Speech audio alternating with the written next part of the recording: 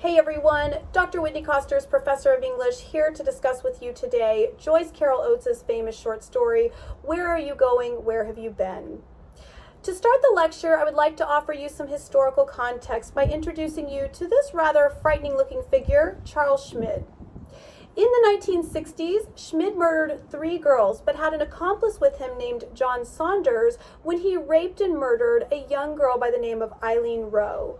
Rowe was only 15 at the time, the same age as our protagonist Connie in the story, and her mother was at work when the crime was committed. Schmid was only 23 at the time, but he was still hanging out at teen joints. He was short and tried to appear younger than he was. He dyed his hair, and he crumpled cans in his boots to make himself appear taller. He drove a gold car and called himself Angel Rodriguez. In 1966, he was found guilty of murder and sentenced to death, but that sentence was overturned when the state of Arizona temporarily abolished the death penalty, and so he was sentenced to 50 years in prison. If you've already read the story, then I'm sure you can see the many parallels that exist between Schmid and Friend. To begin our discussion of the story, let's first take a look at the description and behavior of Connie, our protagonist. She is 15, she's pretty, and she knows it. She's vain and needs to constantly check her image in mirrors and in the faces of others. Now, she has a 24-year-old sister named June, but June is plain, chunky, responsible, boring, and is a study secretary who's constantly favored by their mother. Vanity is a value that Connie has clearly learned from her mother, a woman who used to be beautiful like Connie, but is now resentful of her plainness and jealous of Connie's looks. The narrator suggests that a nagging, angry, and judgmental woman is what one becomes without beauty. In contrast to her responsible sister, Connie is inept and her mind is filled with trashy daydreams. She is a typical teenager. We're told that beauty is everything to her. Now, we've discussed Connie's mother, but what about her father? We're told that he's at work most of the time, and when he was home, he wanted supper and read the newspaper at supper, and after supper, he went to bed. He didn't bother talking to them, but around his bent head, Connie's mother kept picking at her until Connie wished her mother was dead, and she herself was dead, and it was all over. When Connie goes out with her best friend, the friend's dad drops them off and picks them up, but never bothers to ask what they had done. So in other words, you could argue that this is a story about parental neglect. No parents in the story demonstrate any sort of good parental care that one would expect. In fact, none of them knows where their kids are going, have been, or what they've been doing. So what kind of life is Connie leading that all these parents are totally ignorant and unaware of? We're told she actually has a different identity outside of her home, that everything about her had 2 sides to it, one for home and one for anywhere that was not home. When she goes out, she and her friends sometimes frequent a drive-in restaurant where older kids hang out. We're told that the restaurant was shaped like a big bottle, and on its cap was a revolving figure of a grinning boy who held a hamburger aloft. They walk into a fly-infested restaurant, their faces pleased and expectant, as if they were entering a sacred building that loomed out of the night to give them what haven and what blessing they yearned for. They sat at the counter and crossed their legs at the ankles and listened to the music that made everything so good. The music was always in the background, like music at a church service. It was something to depend on. In other words, popular culture and trends are the very things Connie worships. Indeed, we're told that her family doesn't bother to go to church on Sundays. Something else has replaced Christianity and values for Connie. The restaurant itself is described as Connie's church. There's even a Jesus idol on top.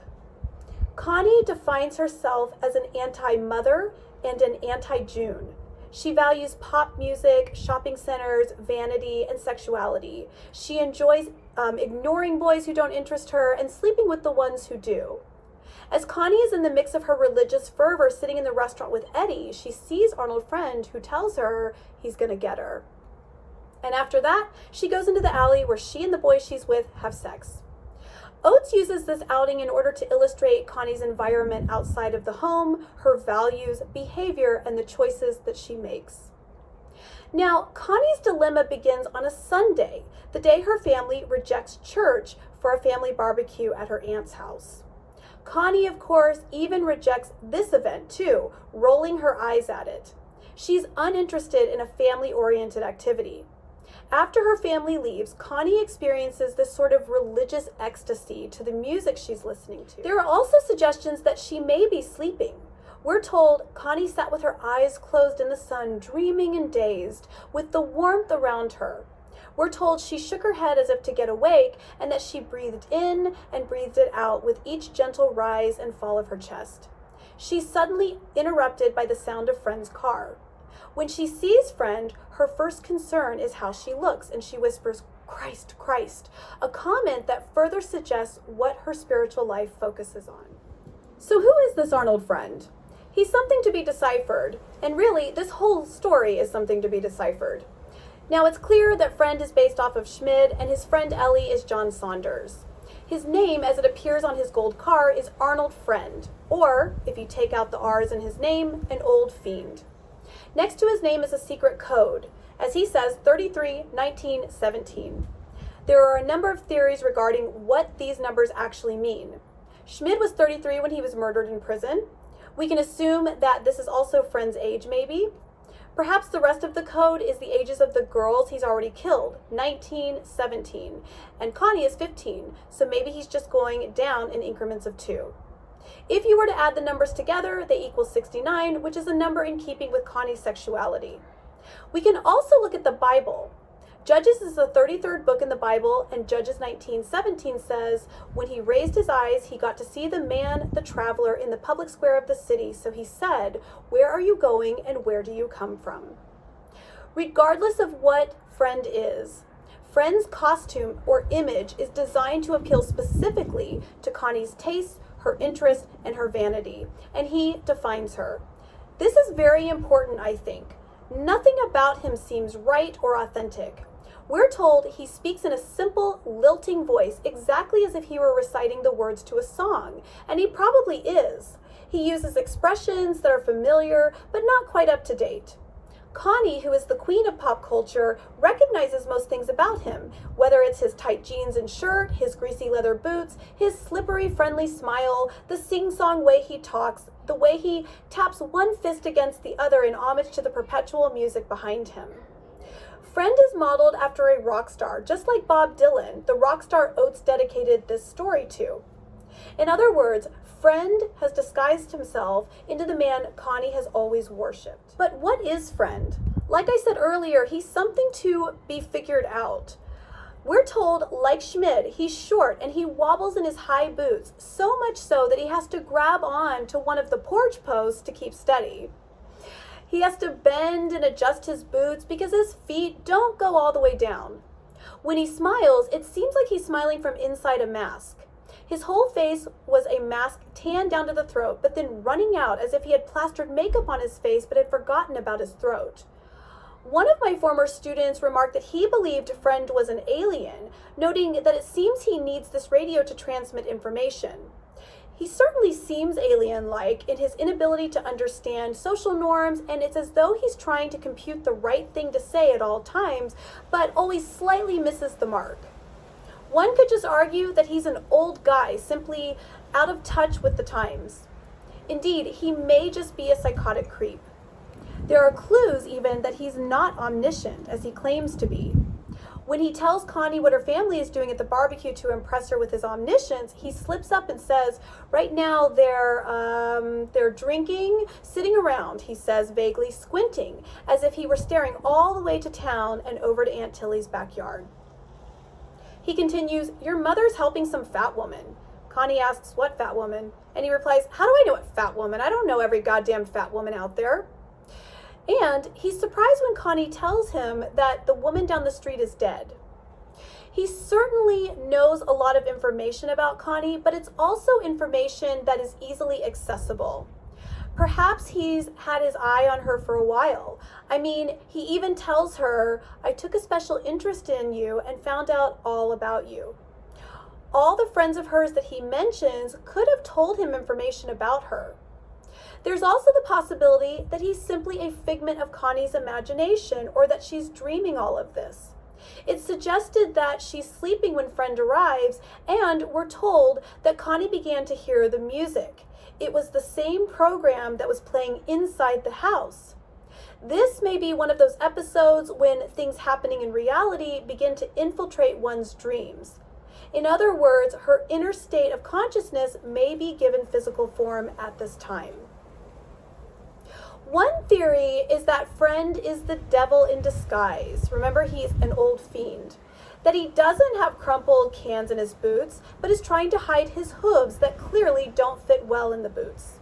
He knows a significant amount of information about Connie, from her name to the identity of her best friend, the names of some of her other friends, to where her family is and what they are doing in the moment. And it's clear that there's a threshold that he can't cross. Otherwise, he would simply physically abduct her.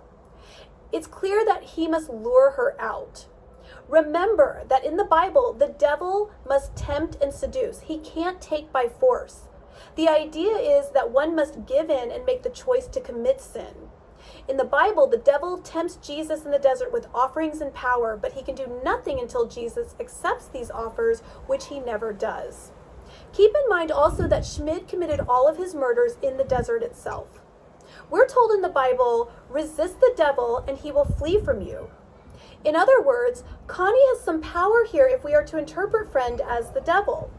You'll notice that she stands in the doorway, a symbolically transitional space in which that threshold that will determine her fate exists. She never outright rejects him. She's somewhat interested in him in that, at least to the point where she doesn't close the door on his face. We're told that she pretended to fidget, chasing flies away from the door, that she couldn't decide if she liked him or if he was just a jerk, and so she dawdled in the doorway and wouldn't come down or go back inside. She engages in conversation with him, asking follow-up questions about the ride Friend says they're about to take. And when she does reject him, it's only often in a partial or an apprehensive way. She says, for instance, maybe you two had better go away. But ultimately, we're told Connie put her hand out against the screen. She watched herself push the door slowly open as if she were back safe somewhere in the other doorway, watching this body in this head of long hair moving out into the sunlight where Arnold Friend waited. Is she conscious of the fact that she's doing this? Oates leaves it ambiguous, but the narrator later claims that Connie's actions at the end are an unexpected gesture of heroism. Thus, it seems that she is making a conscious choice. How does her acquiescence change your view of the story? It seems her conflict between excitement and desire and fear leaves her paralyzed yet capable of making a choice to go with Friend. As I said earlier, this story leaves much to be deciphered, and it's up to you as the reader to come up with the most compelling interpretation for yourself. So I'll leave you with a few questions for you to mull over. What does Friend mean when he tells Connie, "This is your day set aside for a ride with me, and you know it"? Is this a reference to her loss of innocence, her newfound independence, her death, her rape, even her initiation into evil? You can actually read the story as the perverse version of a boy or a prince rescuing the girl from her mundane life. And there's an ironic echo of Genesis 12:1, which says, "Get thee out of thy country, from thy kindred, from father's house, to a land I'll show you." Ultimately, Connie wants out of this life, and Friend is giving it to her. He says, "We'll go out to a nice field, out in the country here where it smells so nice and it's sunny." The promised land will supposedly fulfill her fantasies about love the way it was in music and song. But this isn't Canaan or the promised land. This is the frightening consequences of her behavior. Her future has been shaped by her past. She had tried so hard to resist traditional culture and sought out vanity, sexual fulfillment, and boys, but ultimately was too young for it all. Connie has seen herself as a sexual object, as one who seeks adventure and independence. But now she associates sex with fear, danger, and a nightmare because she's simply not emotionally ready for sex or independence. And Friend is making her conscious of that. So, what do you think? Do you think she willingly goes to him, or is she kidnapped? Is this her initiation into evil? Is it her capitulation to the shallow values of a debased culture? Or is this a feminist argument that women are sexual objects dominated by men? Is this a perverse version of Little Red Riding Hood and the Big Bad Wolf? Or is it an argument because no one had ever known where she had been, they will never know where she's about to go, hence the title of the story. If you enjoyed this lecture, then please subscribe to my channel for more discussions, analyses, and lectures and critical questions on a variety of literary canonical works. Thanks for joining me, and I hope to see you guys next time. Bye.